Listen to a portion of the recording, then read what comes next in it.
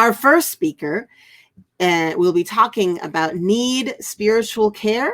Join us online, a case study of Muslim community connection during COVID-19.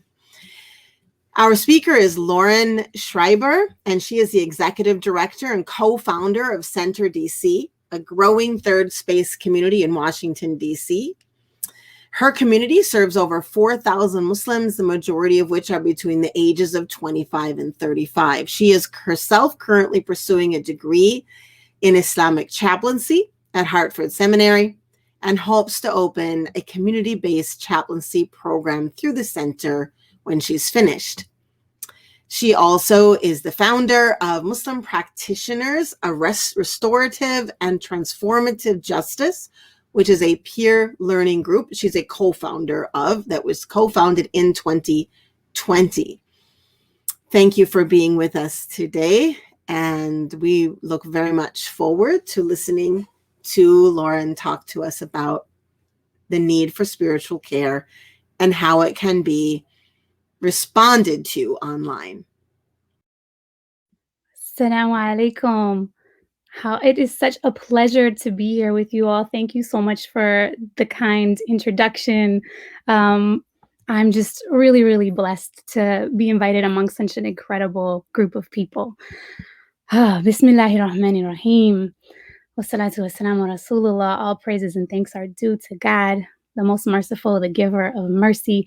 I'm really looking forward to spending the next 20 minutes with you all, introducing you to the Center DC community, and then sharing some of the lessons that I've learned during the pandemic, both as a community builder, but also as a spiritual care provider. So, like Dr. Tamara Gray had mentioned, Center DC is a Muslim third space located in Washington, DC, that aims to help people practicing and exploring Islam deepen their relationships with each other and ultimately with God. And the main thing that I want you to know there is that its relationships are at the core of what we do. We were founded in 2015 when Imam Sahib Webb had moved to the DC area to start working in a community in Northern Virginia. And a few of us young organizers had reached out to him and were like, hey, come into the city, like come in to serve DC proper. The tri-state area has an interesting relationship for folks who are familiar with it. But essentially he reached back out to us and was like, put me to work. I'm here at your service in such a prophetic kind of way. And what started out as a monthly gathering that we did of 100 young professionals or so turned into a thriving community, one that rather than dissolving, continued to grow in a peer-led way, even after he left the area to move to New York. Turns out people were really craving meaningful relationships and connection in this semi-sacred space that we were cultivating. And at the core, that's really what we're doing. Before I talk about how things have changed, I first want to paint a picture for you all about what it would have looked like if you came to Center DC in 2019. So if you were curious about the community, the first thing you would have to do is actually show up with your person to our space in DC. We never live stream anything or record programs. So physical space is a really big deal. On an average weekday night pre-COVID, you'd walk into our cozy space and find 20 so men or women sitting in their late 20s, early 30s, sitting on the floor in a circle talking about Islam and themselves. And as you arrive, people would pull you up a chair and invite you to sit down, and they'd catch you up. Whoever was facilitating would make sure that you knew where they were in their process, and you would be welcome and you would be doing community with us just by nature of arriving in our space. Sometimes the circle might be bigger or really big, or sometimes we'd be packed into our little 350 square foot space like sardines. We used every inch of our space. Typically, it was like 40 people max that we could fit in there, but larger events would have people spilling out into the hallway. Now, if you got there on time, you'd get the chance to hear us review our community agreements, popcorn style, with different community members sharing their own flavor of how they interpret the agreements. And if you came late, you'd find them written on the wall or on some chart paper, along with the agenda for the day. The room might smell like oud, but more than likely than not, it's going to smell like pizza, which we'd be enjoying together on a break after our programming was finished. That's my kid helping get things started. Food is definitely a big deal, a big way that we gather and spend time together. At some point during the event, you'll be put out into a breakout group and have a chance to talk with others and engage with the content that you just heard in some kind of way from your own perspective. You likely see one of these smiling faces greeting you or helping to facilitate or bringing you a warm glass of mint tea after you got settled in. Tea. Okay. And if you didn't know anybody coming in, you'll certainly leave feeling like you made a new connection. And it's never over until we close out with community dua, a collective prayer that we would pass around where people could share their inner things that they're praying about from their personal lives or larger concerns that the group can then hold and say Ameen to. And in true Center DC fashion, once the event is over, you're probably going to get kicked out of the space because we have to close down and end up spending perhaps an hour or two standing outside like this, chatting with people. So in a nutshell, that's Center DC. Every year in October, November, which we're in the midst of right now, we do an annual survey to assess community needs. And what you're seeing now on the screen is our 2019 infographic based on our survey data. You can find it on our website, which I can share later to take a more detailed look at. But essentially, this information informs the types of events that we do, the times we hold them, who we invite to speak, and the kinds of approaches that we have to community. It also tells us a lot about who we serve, which are mostly 25 to 35, mostly women, mostly people with postgraduate degrees, mostly single folks, and most people use Center DC as the primary place where they connect with other Muslims. And then the first 2 months of 2020 were fantastic. We were gearing up to launch a pop-up coffee shop, and our lending library was growing in our cozy little space that we finally had the touches on. And then March happened, right? My husband and I were on our way home from a wedding in Florida. 2 of our core team members who met during Center DC small groups had just gotten married. And we're flying back when I get an emergency phone call from our board members talking about, we need an emergency. We need to meet. So 3 doctors and 1 epidemiologist later, we put out this message right before canceling our first and only event on that following Saturday, which actually, in a strange turn of events, Dr. Tamara Gray was supposed to be doing an intensive that Saturday on the companions. We need to reschedule that, by the way. Inshallah, we'll talk offline. But this basically marked the transition from being 100% in person to 100% online. So now to the good stuff. I'm going to talk about impact, and the observable signs that we had can really be broken into 4 main places of impact. So 1 was our space, 2 was programming, 3 was our community composition, and 4 was participant motivation. So the first and most obvious impact is definitely our space. I'd mentioned that we'd never done a single program online until 2020. Categorically, I'm against recording because what we offer in our space is experiential. It's the experience of being in community with people, and it can't be watched after the fact. Part of our very identity as a community within the tri-state area was hinged on location. DC is in our name, right? So you know that going online was a really big deal. So by July 2020, our building had offered to buy us out of the remaining 2 years of our lease. We'd been paying $1,600 a month for 5 months for a space that we couldn't legally use or gather in, nor did we feel safe doing so. And our lease had no other exit clause. It was like a divine intervention moment for sure. We made lots of dua as a team. We held a community town hall event on Zoom to process, and within 10 days' time, we moved out of our space. And so this is our space as it was empty. So in a way, I feel like COVID has been God forcing us, putting us under pressure to look at our gatherings in terms of purpose rather than just our physical space and experience in a way.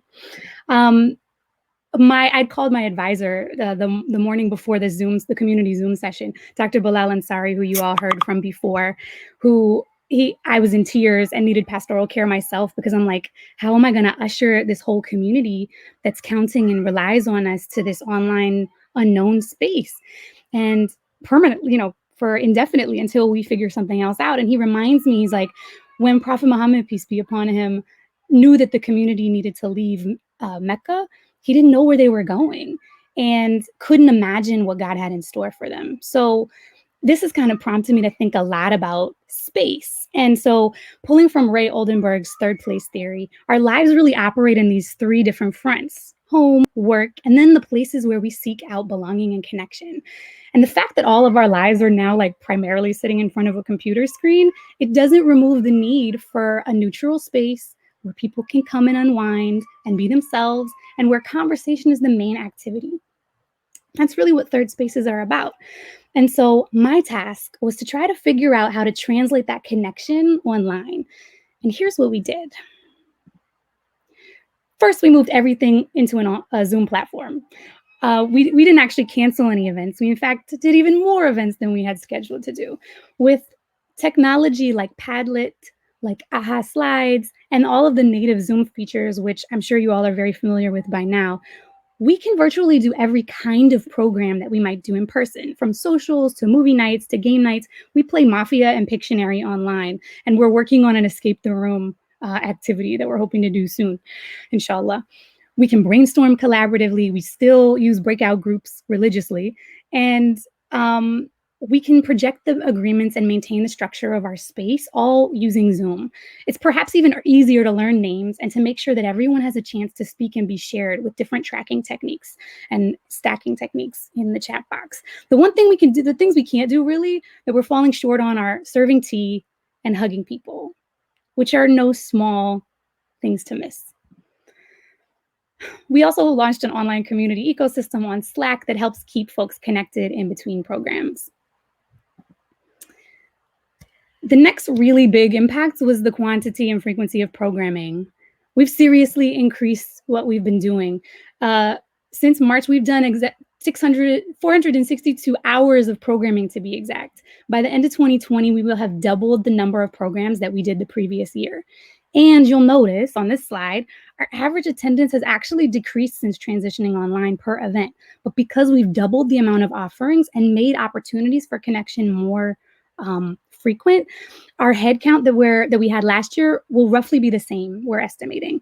Another perk is that for the first time in our organizational history, we're able to track attendance records because it's all on Zoom. And I now know who our core group is and about the frequency that people are attending, which is amazing. Our approach to programming has really been like, throw it at the wall and see what sticks.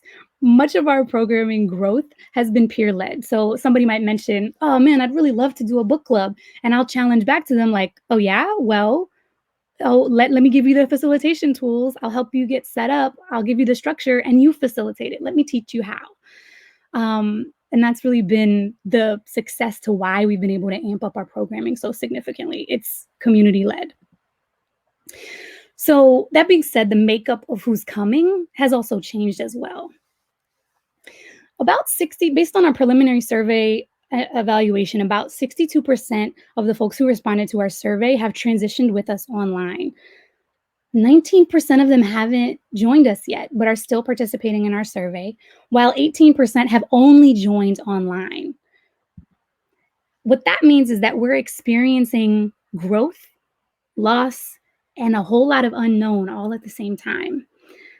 Since the lockdown happened, there have been 4 people who have gone from curiosity to embracing the faith with Center DC.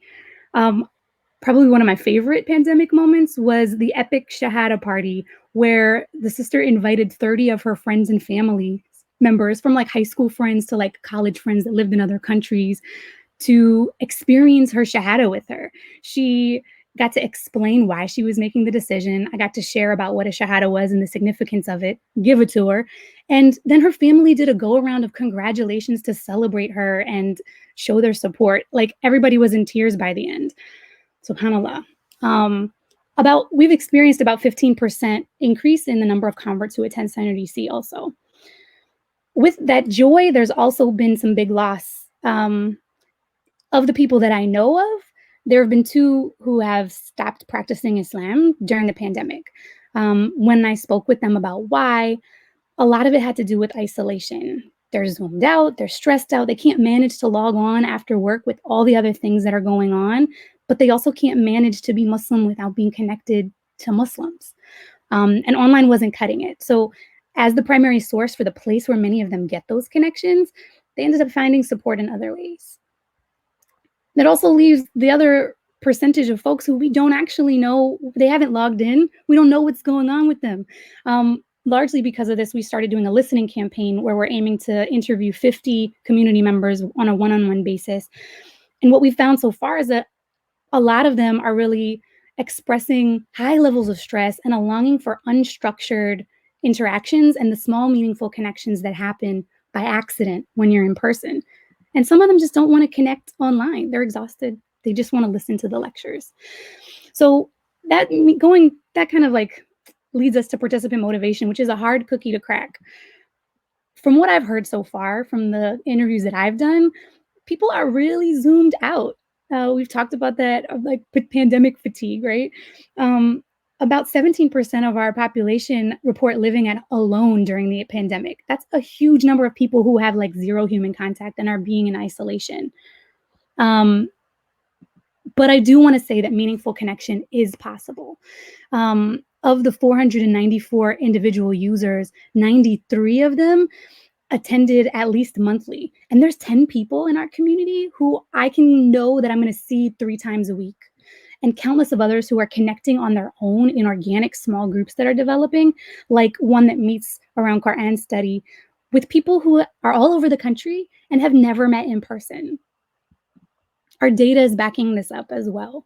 So the more connection that people are having and the more interface they're having with Center DC, the more resilience they're developing and the more meaningful engagement and relationship they have with the organization and with each other and with God, inshallah.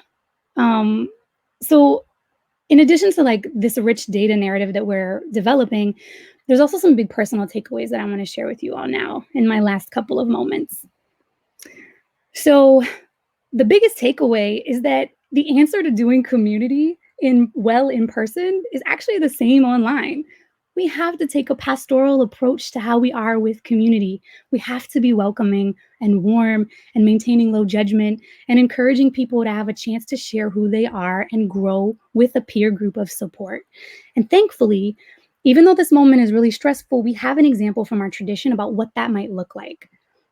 And that, of course, is in Khadija, radiyallahu an.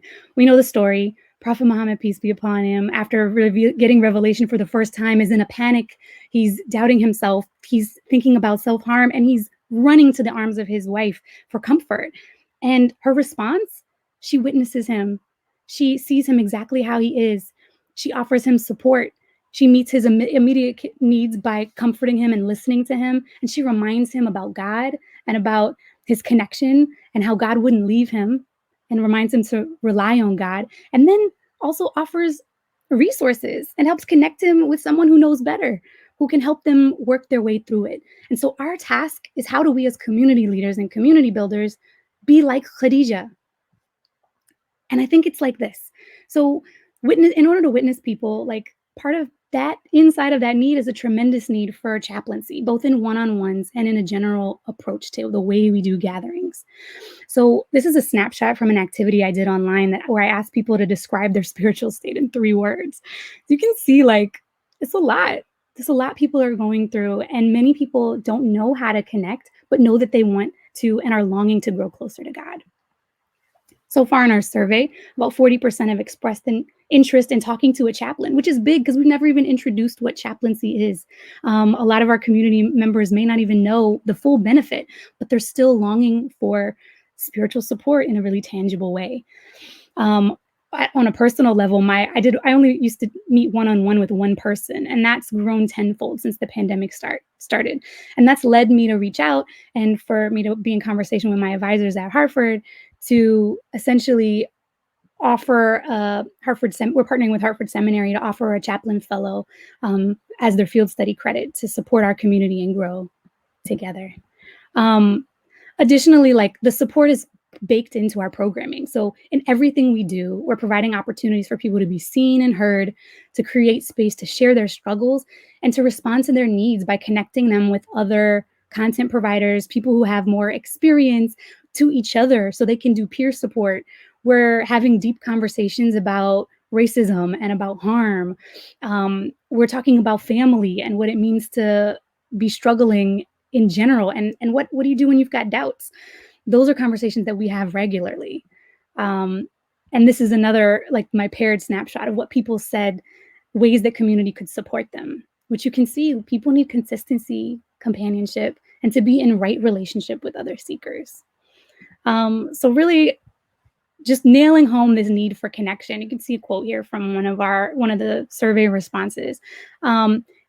Even when people aren't logging on, they're still leaning on Center DC in the event that something does go wrong. There was a sister who I spoke with who said that all she has to do is make it till Thursday because she knows there's going to be a community check-in. And sometimes things would happen on Wednesday. And although she'd never even logged on, she was counting on our community to be there in the frequency that we were in case she needed us. And so we know that our community has been having babies. They're buying houses. There are many, many moves. People have returned home to take care of their elderly parents. There have been miscarriages, breakups, job loss, death of loved ones, and long stretches with zero human contact.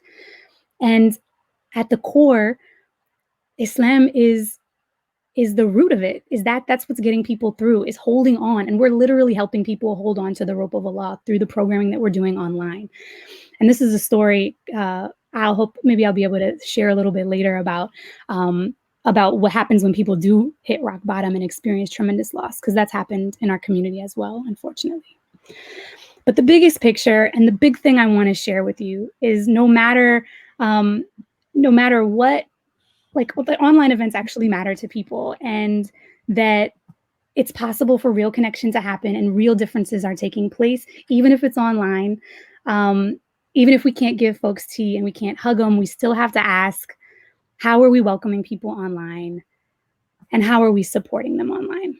And I think if we can answer those questions as communities and be creative, then we're going to be all right, inshallah. I'm really excited to talk with you all, to hear your questions and see what other solutions people have. Would love to stay in touch and can't wait to share our survey results once they're complete at the end of this month, inshallah. Jazakallah khair. Thank you. Thank you. Thank you so much.